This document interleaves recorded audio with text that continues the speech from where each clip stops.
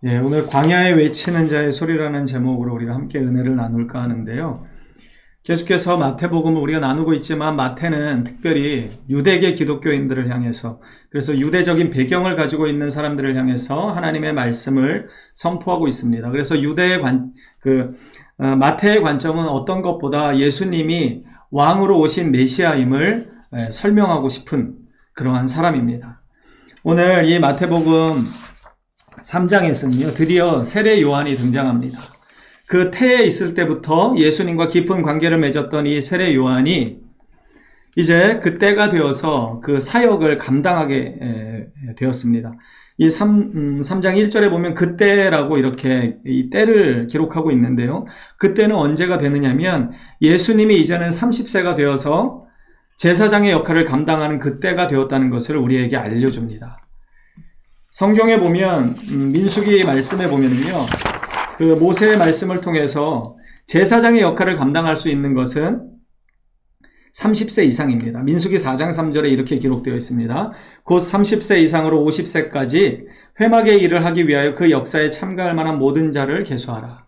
그래서 30세가 되어야만 제사장의 직분을 감당할 수 있기 때문에 예수님은 그 구약의 모든 율법의 말씀을 이루시기 위해서 오신 제사장이고 선지자이고 구원자이시기 때문에 예수님이 30세가 되는 그때 세례 요한은 그의 사역을 시작합니다. 이것이 하나님의 한치의 오차 없는 구원의 계획입니다. 그래서 그때 세례 요한이 이르러 유대 광야에서 전파합니다. 이 유대 광야는요, 제가 새벽에도 말씀드렸는데 미드바르라고 하는 히브리어입니다. 그래서 이 미라는 단어는 장소를 뜻하고 드바르는 말씀을 뜻합니다. 다바르가 변형된 건데 말씀이라고 하는 다바르의 말씀이 변형된 것인데 이 광야를 통해서 하나님의 말씀을 체험한다는 것입니다. 이 광야가 힘들고 어렵지만 이 광야 가운데 하나님을 온전히 의지하게 되고 하나님의 말씀의 능력을 체험하게 되는 것이 바로 광야입니다. 그리고 또 한 가지, 오늘 본문에서는요, 이 유대 광야가 뜻하는 것이 한 가지가 더 있습니다. 그것은 이스라엘의 영적인 상태를 이야기합니다. 광야는 살아갈 수가 없는 땅입니다. 피폐한 땅이죠. 그렇기 때문에 이 유대 광야라고 하는 것은 이스라엘의 영적인 상태를 또 그대로 반영하는 것입니다. 그때 예수님이 이제 구원의 사역을 하셔야만 되는 그때 세례 요한은 유대 광야, 유대인들이 정말 영적으로 완전히 피폐해진 그 상황, 그 장소를 택해서 하나님의 말씀을 전파하기 시작합니다. 그리고 이 세례 요한은 이미 이사야 40장에 기록되어 있었던 사람입니다. 이 세례 요한은 하나님, 예수 그리스도의 오실 길을 예비하는 사람입니다. 마태복음 11장에 보면 이 이사야 40장의 말씀을 인용해서요, 이렇게 이야기합니다. 기록된 바 보라, 내가 내 사자를 내 앞에 보내노니 그가 내 길을 내 앞에 준비하리라 하신 것이 이 사람에 대한 말씀이니라. 이렇게 인용하면서 예수님께서는 이 세례 요한이 구약에서 이사야 선지자를 통해서 말씀하셨던 그 내 앞에 하나님이 보내시는 사자, 그가 하는 역할이 무엇입니까? 길을 준비하는 것입니다. 길을 곧게 하는 것입니다. 여러분이 세례 요한은 세례를 위한 사람입니다. 이 세례 요한은 이 영적으로 피폐했던 이스라엘을 향해서 회개하라고 외칩니다. 2절에 보면 이렇게 이야기하죠. 회개하라, 천국이 가까이 왔느니라, 이 말씀을 선포합니다. 여러분, 세례 요한이 이렇게 외칠 수밖에 없었던 이유가 분명합니다. 세례 요한이 활동할 당시 예수님이 이제 30세가 되셔서 그 구원의 은혜를 시작하는 그때 이스라엘은 영적으로 완전히 피폐했습니다. 바리새인과 서기관들은 그들의 그 기득권을 위해서 믿음을 아주 이율배반적으로 이용했습니다. 순전한 믿음이 아니라 그 믿음을 가지고 자기의 삶에 필요한 것들을 채우기 위해서 믿음을 이용하는 자들 편에 서 있던 그런 상황입니다. 그리고 죄인들, 예수님이 오셔서 만나주셨던 그 죄인들, 세리들, 창기들, 종들, 이러한 자들은 이 기득권자들로부터 엄청나게 비난받고 소외되고 핍박을 받는 그러한 상황이었습니다. 그렇기 때문에 이 모든 상황을 세례 요한은 알고 있었고 그에 맡겨진 사명, 주님의 오실 길을 예비하는 그 사역 중에 한 가지는 바로 이들로 하여금 그 죄로부터 돌이키라고 하는 그 메시지를 전하는 것이었습니다. 교회가 하나님의 말씀, 축복의 말씀도 많이 있죠. 하지만 축복의 말씀을 전하기 이전에, 그 축복의 말씀을 받기 이전에 우리는 돌이켜야 합니다. 우리는 회개해야 합니다. 우리의 잘못된 가치관과 생각과 사고와 모든 생활 방식이 하나님의 뜻 가운데 바른 것이 아니라면 그 모든 것으로부터 돌이켜야만 합니다. 이 돌이킴의 역사가 없이는 하나님의 축복을 받을 길이 요원하기 때문에 그렇습니다. 세례 요한도 마찬가지입니다. 예수님이 오실 그 길을 곧게 하는 것, 그 길을 준비하는 것은 무엇이었습니까? 죄악에 물들어서 죄악이 죄인지도 모르고 그 자신의 필요를 따라서 하나님의 그 은혜를 이용하는 자들, 그리고 가진 것을 가지고 하나님의 사랑을 드러내기보다는 자기의 잘난 것을 자랑하고 자기의 그 교만을 드러내기에 바빴던 그러한 영적인 상태에 빠졌던 이 기득권자들을 향해서 돌이키라고 하는 그 말씀을 전할 수밖에 없었던 것입니다. 회개하라. 이 회개는 바로 돌이키는 것을 이야기합니다. 히브리어 이 슈브는 새 행실로 돌아서라는 말씀의 의미입니다. 그래서 오늘 이 신약 성경에서 사용되는 이 회개하라는요, 그 슈브의 말씀을 그대로 가져옵니다. 새 행실로 돌아온다는 의미는 하나님과의 언약으로 돌아오라는 것입니다. 하나님이 그 시내산에서 이 이스라엘과 율법을 허락하실 때, 이 율법을 통해서 언약을 맺으실 때 뭐라고 말씀하셨습니까? 한 가지였습니다. 내가 거룩하니 너희도 거룩하라는 것이었습니다. 그리고 거룩은 곧 구별을 의미합니다. 세상의 모든 세상적인 가치관으로부터 구별되는 것을 의미합니다. 세상은 내가 중요하다고 이야기하지만 하나님은 하나님이 중요하고 하나님의 영광이 중요하고 십자가의 능력이 중요하다고 말씀합니다. 세상은 내가 만족하는 것이 중요하다고 이야기하지만 하나님은 하나님의 뜻이 드러나는 것이 중요하다고 이야기하고 우리는 죽어야 한다고 말씀합니다. 그래서 고린도전서 15장에 보면은요, 바울 사도는 이렇게 고백합니다. 나는 날마다 죽노라. 여러분, 이 죽는다는 것이 무엇입니까? 내 자아를 십자가에 못 박는 것입니다. 여러분, 우리는 우리의 뜻대로 살고 싶은 늘 욕심에 사로잡혀 살아갑니다. 그래서요, 우리가 깨어 기도하지 않으면 우리도 모르는 사이에 우리의 뜻을 쫓아 살아가기에 바쁜 그러한 삶을 살아갈 수밖에 없습니다. 그런데 바울은 그러한 삶을 살아가지 않기 위해서 오직 부르심에 합당한 그 사명, 바울 사도가 사도행전 20장에 이런 고백을 합니다. 각성에서 내게 증거하여 결박과 환난이 나를 기다린다 하시나 내가 달려갈 길과 주 예수께 받은 사명 곧 하나님의 은혜의 말씀을 증언하는 일을 마치려 하면은 나의 생명조차 조금도 귀한 것으로 여기지 않겠노라, 이렇게 고백합니다. 이게요, 어떠한 상황이냐면 에베소를 떠나서 이제 예루살렘으로 하나님의 말씀을 들고 나아가는 이 바울에게 하나님의 성령이 알려줍니다. 네가 가면 힘들고 어렵고 결박과 환난밖에 그것이 너를 기다리지 않는다. 간다고 해서 예수 그리스도의 복음을 들고 나아간다고 해서 영광이 기다리는 것이 아니라 내 생명을 위협하는 결박과 환난만이 기다린다. 사람이 이야기해 준 것이 아니라 하나님의 영인 성령, 그리스도의 영인 성령이 그것을 가르쳐 주었습니다. 그럼에도 불구하고 바울은 고백하는데 내가 주 예수께 받은 사명, 그 하나님의 복음을 전하는 이 일을 마치기 위해서는 자기의 생명을 기꺼이 내놓겠다라고 이야기하는 것입니다. 그렇기 때문에 바울은 날마다 자기를 죽일 수 있었던 것입니다. 자기가 중요한 것이 아니라, 내 자아가 중요한 것이 아니라 하나님의 영광, 하나님의 복음이 세상 가운데 드러나는 것이 너무나 소중했기 때문에 바울은 날마다 자기를 죽이면서까지 그 복음을 증거하는 일을 감당할 수 있었던 것입니다. 여러분, 세례 요한은 이러한 모든 것들로부터, 내가 주인이 되어버린 모든 가치관으로부터 돌이키라고 이야기하는 것입니다. 여러분, 이 회개는요, 잘못된 이 주인의식으로부터 돌이키는 것, 이것이 저는 너무나 중요하다고 생각합니다. 지금 우리는 포스트 모더니즘 사회를 살아갑니다. 이 포스트 모더니즘이라고 하는 것은 결국 절대 진리가 없다고 하는 세상입니다. 절대 진리가 사라지다 보니까 어떻게 됩니까? 그 절대 진리가 사라진 자리를 각자 개인의 행복이 자리를 차지하게 되었습니다.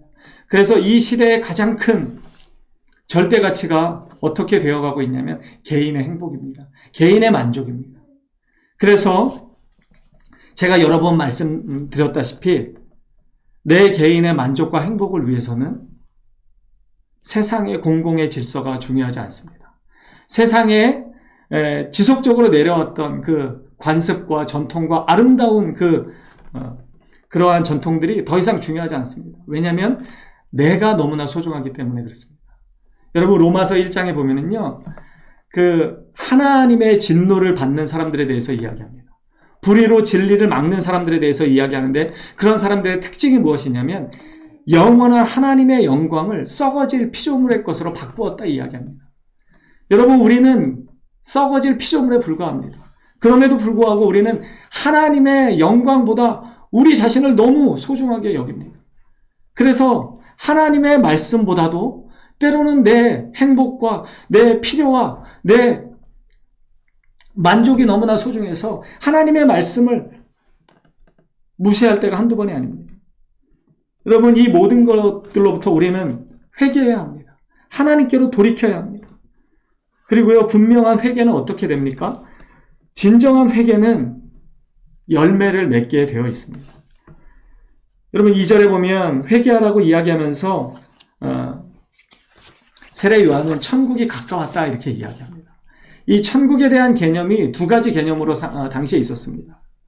그 랍비들은 이 천국의 개념을 영적인 것, 마음에 두는 것에만 생각했었습니다. 그래서 우리의 삶과는 거리가 먼 천국을 늘 염두에 두고 있었습니다. 반면에 당시 유대 사회에 살아가고 있었던 유대인들은 어떠한 천국을 소망했냐면 로마의 모든 이 압제를 완전히 깨부술 수 있는 다윗과 같은 메시아가 나타나셔서 왕이 오셔서 이 모든 억압과 압제로부터 자신들을 실제적으로 자유케 하리라는 그러한 천국을 또한 소망했었습니다. 그런데 세례 요한이 이야기하는 천국은 어떠한 천국이냐면 아주 근접한 천국을 이야기합니다. 천국이 가까이 왔다. 이 말씀은 예수님이 마태복음 4장에서 이 시험을 다 받으신 이후에 처음으로 하셨던 말씀입니다. 똑같이 예수님도 이 말씀을 전하십니다. 회개하라, 천국이 가까이 왔다. 예수님이 하셨던 말씀과 세례 요한이 선포했던 이 회개하라, 천국이 가까이 왔다는 건 동일한 의미입니다. 천국이 가까이 왔다는 건 무엇입니까? 이 천국이라고 하는 개념을 우리가 분명히 알아야 하는데 천국은 어떤 것입니까? 어떤 사람들은 천국에 다녀온 것에 대해서 책을 쓰기도 하고 그래서 많은 크리스찬들이 그 천국에 다녀온 사람에 대한 증언을 듣기 위해서 막 몰려다니기도 합니다. 저도 그 천국에 대한 이야기 책을 예전에 추천을 받고 한번 읽어본 적이 있었습니다. 그런데 그게 그렇게 중요하지 않죠. 그리고 한 사람의 경험이 실제적으로 그게 천국을 이야기하는지 저는 모르겠더라고요. 그런데 분명히 천국은 있습니다. 왜냐하면 우리에게 분명히 성경은 천국과 지옥이 있음을 설명하기 때문입니다. 어쨌든 이 성경적인 천국의 개념은요, 생명나무가 있고 이런 것을 요한계시록이 분명히 이야기하지만 그것보다 하나님이 말씀하시는 천국의 개념은 다스림입니다. 하나님의 통치가 임하는 것, 그것이 바로 천국입니다.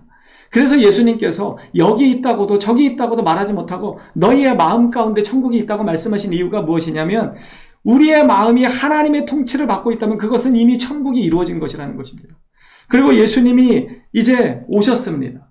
예수님이 오셔서 죽어가는 자들, 병든 자들을 고치시고 그 억압받는 자들을 하나님의 말씀의 능력으로 고치시기 때문에 이미 천국이 임한 것입니다. 그래서 우리는 천국을 지금 살아가고 있습니다. 하지만 완전한 천국은 아직 이루어지지 않았죠. 그때는 바로 예수님이 다시 오시는 그때 완전한 천국이 이루어집니다. 그래서 신학자들은 이미와 아직의 긴장관계 안에서 우리가 살아가고 있다고 이야기합니다. 어찌됐든 세례 요한이 이야기하는 이 천국은요, 하나님의 다스림 안에 우리가 있는가, 그것을 이야기하는 것입니다. 예수님이 오셨습니다. 이제 예수님의 다스림, 예수님의 통치를 받게 되는 그 날이 이제 임박했습니다. 그렇기 때문에 빨리 회개하라는 것입니다. 예수님의 다스림을 받기 위해서 우리의 잘못된 가치관, 우리의 모든 잘못된 어그러진 이 죄성을 깊이 깨닫고 하나님께로 돌아서지 않으면 어떻게 됩니까? 우리가 나중에 또 살펴보겠지만 예수님의 말씀에 자신을 내려놓고 이 예수님의 가르침에, 예수님의 이 통치하심에 자신의 삶을 내려놓는 것이 아니라 오히려 예수님을 십자가에 못 박는 정말 엄청난 죄악을 저지를 수밖에 없는 것입니다. 그렇기 때문에 우리는 이 세례 요한의 이 말씀을 마음에 새겨야 합니다. 그리고 3절에 보면 그는 선지자 이사야를 통하여 말씀하신 자라. 제가 아까 말씀드렸던 대로 그대로 이야기합니다. 광야에 외치는 자의 소리가 있어 이르되 너희는 주의 길을 준비하라. 그가 오실 길을 곱게 하라. 그것이 바로 세례 요한이 선포했던 메시지와 이 세례에 있습니다. 세례는 무엇입니까? 표징입니다. 내가 죄사함의 은혜를 받았고 예수 그리스도를 나의 구주로 고백한다라고 하는 그 표징이 바로 세례입니다. 그래서 세례 요한은 예수님이 오셔서 그 귀한 구원의 사역을 하실 때 이 죄인들의 완악한 마음이 조금이나마 녹아져 내릴 수 있도록 하나님의 말씀을 선포하는 것입니다. 예수님께서는요, 세례 요한이 여자가 낳은 자 중에 가장 큰 자라고 이야기했습니다.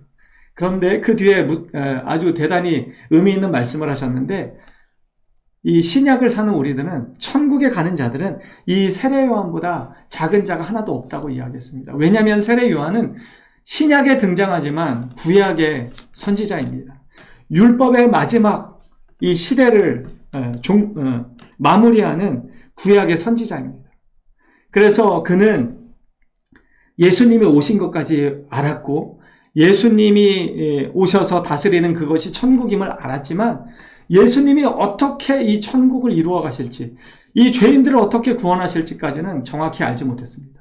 그래서 그가 세례 요한이 옥에 갇혔을 때 예수님이 어떤 특별한 행동을 하지 않으시니까 자기의 제자들을 예수님에게 보내서 우리가 기다려야 하는 것이 당신 맞습니까? 라고 세례 요한의 그 연약한 믿음을 또 이렇게 드러내기도 합니다.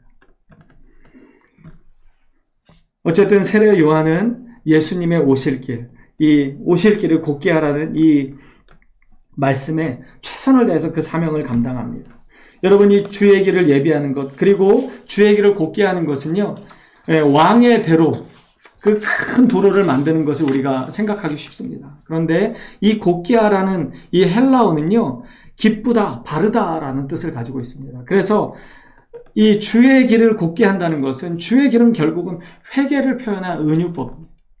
그러니까 우리의 삶이 똑바른, 하나님이 기뻐하시는, 그렇게 평탄한, 하나님이 그 우리의 삶의 모습을 보면서 만족하시고 기뻐하실 만한 그 회개에 합당한 열매의 삶을 살아가는 것, 이것이 바로 주님의 오실 길을 예비하는 것입니다.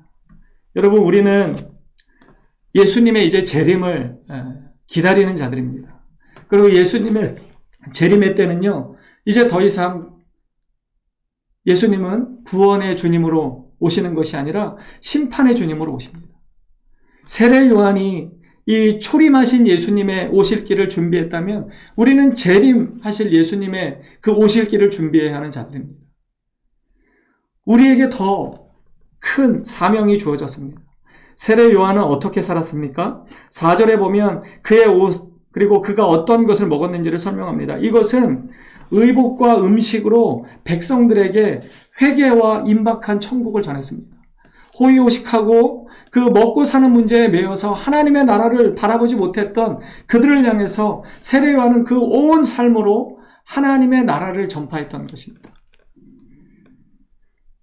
여러분, 우리 자신을 돌아보면 좋겠습니다. 우리의 삶은 얼마나 하나님의 나라를 전파하기 위해서 애쓰고 있습니까? 우리의 삶의 모든 전반적인 영역에서 우리는 예수 그리스도의 복음을 온전히 드러내기 위해서 얼마나 애쓰고 있습니까? 여러분, 우리의 입술의 고백은 얼마나 예수님의 오심에 대해서 준비하고 있습니까? 우리의 삶의 태도는 또 얼마나 이 죄인된, 죄악이 가득한 이 세상 가운데 임박한 하나님의 진노를 전하고 있습니까? 여러분, 코로나가 온 세계를 뒤덮었습니다. 자꾸만 교회와 관련된 그런 단체에서 코로나 환자가 생겨난다고 그렇게 보도합니다. 그리고 어떤 신문은 이제 기독교를 믿을 수 없다. 65%가 이제 기독교를 믿을 수 없다라고 그렇게 조사가 되었다라고 보도를 합니다. 우리가 잘못해서 겪는 고난도 있습니다. 하지만 여러분, 이 세대는 악한 세대입니다.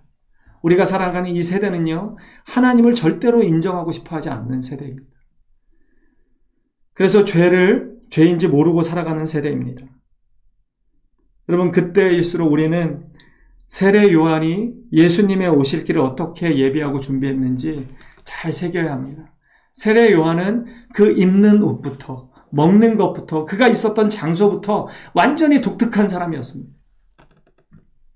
여러분, 우리의 삶은 그렇습니까? 우리의 삶은 누군가로부터 정말 구별되고 독특해서 우리의 입는 옷만 봐도, 우리의 말하는 그 말투만 들어도 많은 사람들이 하나님의 오실 길을 예비하는구나, 그렇게 생각할 수 있습니까? 부끄럽지만 저도 그렇게 하지 못하고 있는 것 같습니다. 그런데 우리는 구별되어 준비해야 합니다. 왜냐하면 주님은 반드시 다시 오시기 때문입니다. 그리고 그때에는요, 우리 오늘 본문 13절에 뭐라고 이야기합니까? 우리 13절 잠깐 보시면은요, 이렇게 말씀합니다. 마태복음 3장 13절이죠. 12절입니다. 12절 함께 읽겠습니다. 시작. 손에 키를 들고 자기의 타작마당을 정하게 하사 알곡은 모아 곳간에 들이고 쭉정이는 꺼지지 않는 불에 태우시리라. 여러분, 이것 때문에 그렇습니다. 주님이 오시면 어떻게 됩니까? 알곡과 쭉정이 가라지는 구별됩니다. 알곡은 창고에 들이지만 모든 쭉정이는 불에 태워집니다. 여러분, 이런 임박한 진노, 임박한 천국이 가까이에 와 있습니다. 여러분, 2000년 동안 예수님이 다시 오신다고 그랬는데 안 오시니까 3000년이 돼도 4000년이 돼도 오시지 않을 것 같습니까? 아니요, 그렇지 않습니다. 정말 우리는 이 말세의 마지막 때를 살아가고 있음을 실감해야 합니다. 하나님이 만들어 놓으신 창조 질서를 대놓고 이제 부정하는 이 시대, 저는 이 시대가 마지막 때라고 생각합니다. 여러분, 이때 우리는 깨어서 기도해야 합니다. 기독교가 핍박을 받고 비난을 받으면 받을수록 여러분 더 깨어서 하나님의 때를 선포해야 합니다. 세례 요한은 죄가 관영한 그때 믿음이 있다고 하지만 믿음의 은혜대로, 믿음의 뜻대로 살지 못했던 그들을 향해서 회개하라, 천국이 가까이 왔다, 이렇게 선포했습니다. 자, 6절에 보십시오. 5절과 6절에 보면 이때 예루살렘과 온 유다와 요단강 사방에서 다 그에게 나왔습니다. 그리고 6절에 보면 자기들의 죄를 자복하고 요단강에서 그에게 세례를 받았습니다. 여러분, 자기들의 죄를 자복한다는 것이 은혜임을 기억하십시오. 죄를 깨닫지 못하는 것은 저주라고 저는 생각합니다. 죄가 죄인 줄 모르는 세대를 우리는 살아갑니다. 제가 여러 번 그리고 감히 말씀드립니다. 여러분, 동성애는 죄입니다. 하나님이 만드신 창조 질서를 완전히 뒤흔들어 버리는 것, 이것이 바로 동성애입니다. 그런데 요즘 세대는 어떻습니까? 이제 이 동성애를 인정하지 않으면 아주 고리타분한 자, 꼰대라고 이야기합니다. 여러분, 하나님의 말씀은 그것을 분명히 죄라고 이야기합니다. 제가 얼마 전에 주변으로 밀려난 기독교라고 하는 책을 쓰신 교계에 존경받는 어르신인 손봉호 교수님의 책을 읽었습니다. 제가 너무나 놀랐습니다. 이분은 서울대 명예교수이기도 하고 교계에서 가장 보수라고 속하는 고신교단의 교수 출신이기도 합니다. 그런데 이분이 주변으로 밀려난 기독교에서 뭐라고 이야기했냐면 동성애를 반대하는 것이 소용없다는 식으로, 혹시 선천적인 문제라면 이제는 받아들여야 하지 않겠나라고 주장했습니다. 기가 막힐 노릇입니다. 저는 그분을 잘 몰랐고 명성만 들었었는데 이번에 이 책을 보면서 너무나 놀랐습니다. 제가 한 10년 전쯤에 어느 신문에 실린 우리나라의 추기경이 복음서를 해석한 기사를 보았던 적이 있습니다.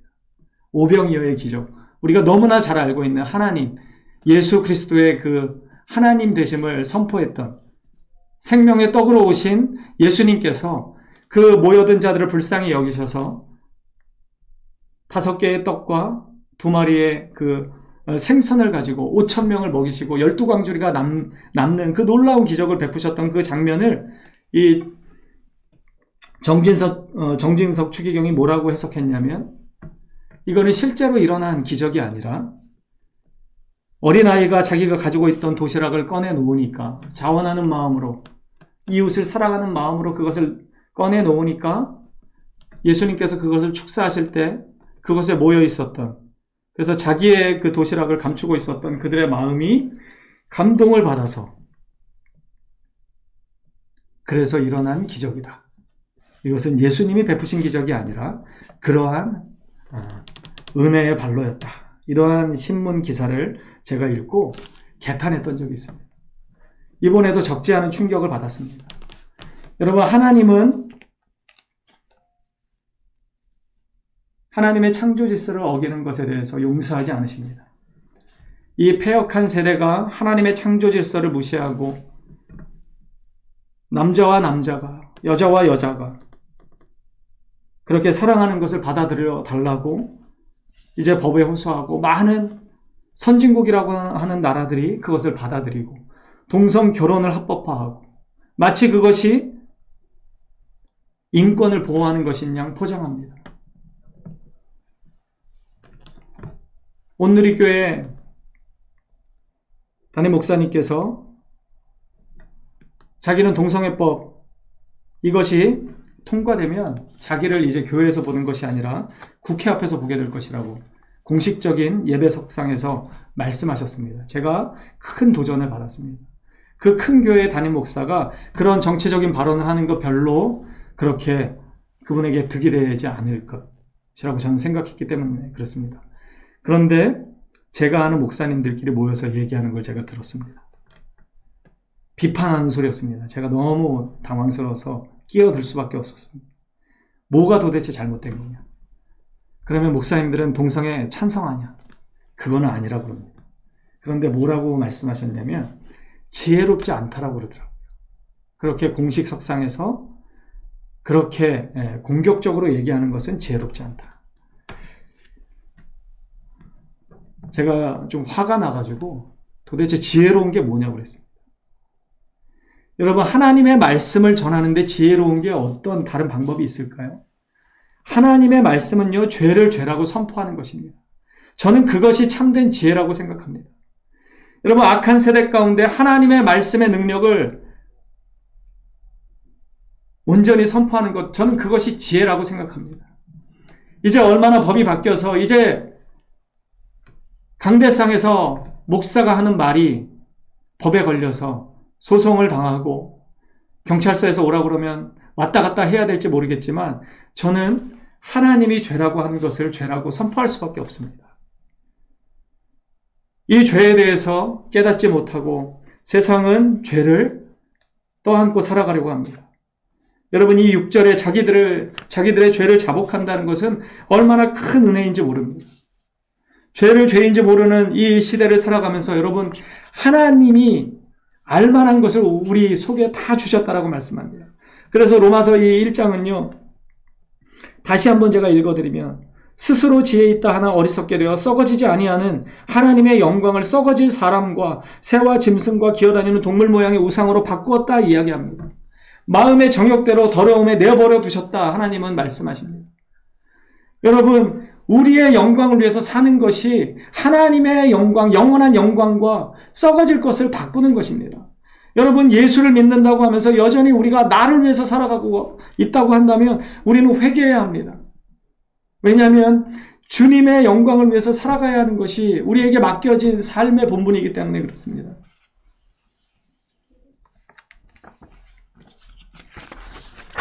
여러분, 세례 요한은 7절에 이렇게 이야기합니다. 바리새인들과 사두개인들이 세례 베푸는 대로 오는 것을 보면서 독사의 자식들아, 누가 너희를 가르쳐 임박한 진노를 피하라 하더냐. 이것은 임박한 진노를 그대로 당하라는 이야기가 아니라 너희 마음에 진정한 돌이킴이 없이 회개에 합당한 열매를 맺지 않으면서 용서받기를 구하느냐, 이렇게 반문하는 것입니다. 여러분, 저와 여러분에게도 동일하게 저는 이 말씀이 적용된다고 생각합니다. 우리의 삶에 회개에 합당한 열매가 없이 진정한 하나님께로의 돌이킴이 없이 여전히 나 자신이 주인이 되어서 살아가면서 하나님의 은혜를 받기를 원한다면 그것은 너무나 부당한 일입니다. 어처구니 없는 욕심입니다. 그래서 8절에 세례 요한은 이렇게 이야기합니다. 그러므로 회개에 합당한 열매를 맺어라.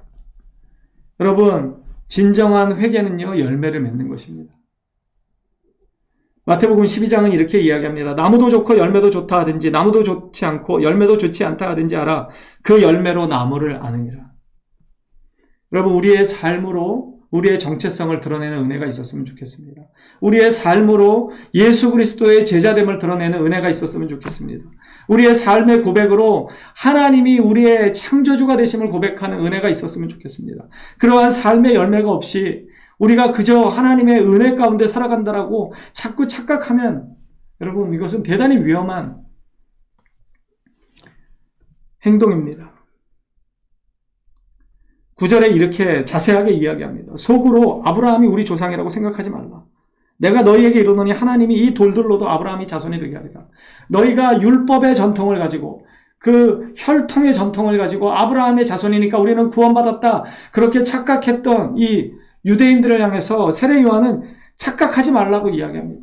심지어 이 돌들을 가지고도 예수님은 아브라함이 자손이 되게 하신다, 이렇게 말씀하시죠. 자, 로마서 2장 28절과 29절의 말씀입니다. 무릇 표면적 유대인이 유대인이 아니요 표면적 육신의 할례가 할례가 아니니라. 오직 이면적 유대인이 유대인이며 할례는 마음에 할지니. 여러분, 겉으로 드러나는 것이 중요한 것이 아니라는 겁니다. 많이 배우고 오래 다니고 그게 중요한 것이 아니라 정말 그 마음에 예수님을 나의 구세주로 믿고 고백하기 때문에 그 삶의 진정한 변화가 있느냐, 그것을 우리에게 묻습니다. 장로가 되었든 권사가 되었든 그게 중요한 것이 아니라 11조를 얼마 내는 것, 그것이 중요한 것이 아니라 정말로 예수님을 당신의 구세주로 고백하고 살아가는가, 그래서 당신의 삶이 중요한 것이 아니라 예수 그리스도의 복음의 능력, 복음의 은혜를 위해서 당신은 살아가고 헌신하고 있는가, 그것을 우리에게 묻습니다. 회개에 합당한 열매를 맺고 살아가야 한다는 것입니다.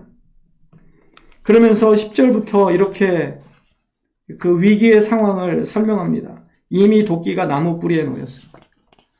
여러분, 도끼가 나무 뿌리에 놓인 이 임박한 진노의 상황을 여러분 생각해 보십시오. 우리는 돌이켜야 합니다. 잘못된 것으로부터 돌이켜야 합니다. 하나님보다 더 우선하는 것이 있다면 돌이켜야 합니다.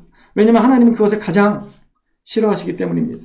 11절에 보면은요, 나는 너희로 회개하기 위하여 물로 세례를 베풀거니와 내 뒤에 오시는 이는 나보다 능력이 많으시니 나는 그의 신을 들기도 감당하지 못하겠노라. 그는 성령과 불로 너희에게 세례를 베푸실 것이다.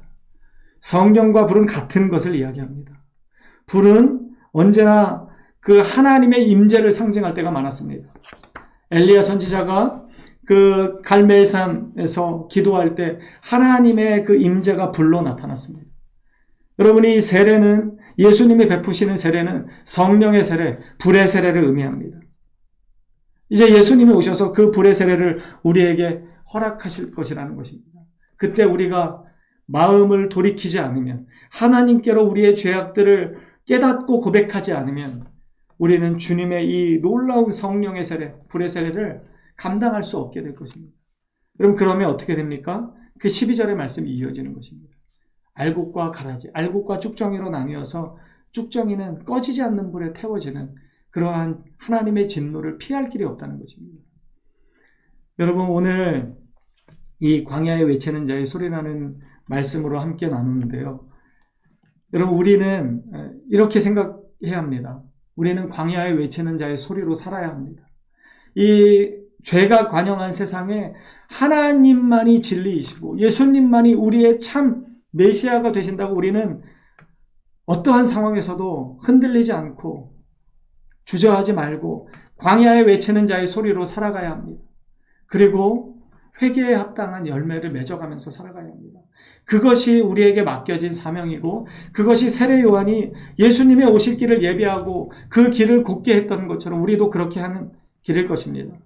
여러분, 세상이 아무리 변해도 하나님의 말씀은 영원히 선다고 성경은 우리에게 말씀합니다. 세상은 없어져도 하나님의 뜻대로 행하는 자는 영원히 거한다. 요한일서 말씀을 우리에게 선포합니다. 여러분, 영원한 하나님의 나라를 바라보며 영원한 하나님의 그 말씀을 붙잡고 광야에 외치는 자의 소리로 그렇게 살아갈 수 있는 저와 여러분 되기를 간절히 소망합니다.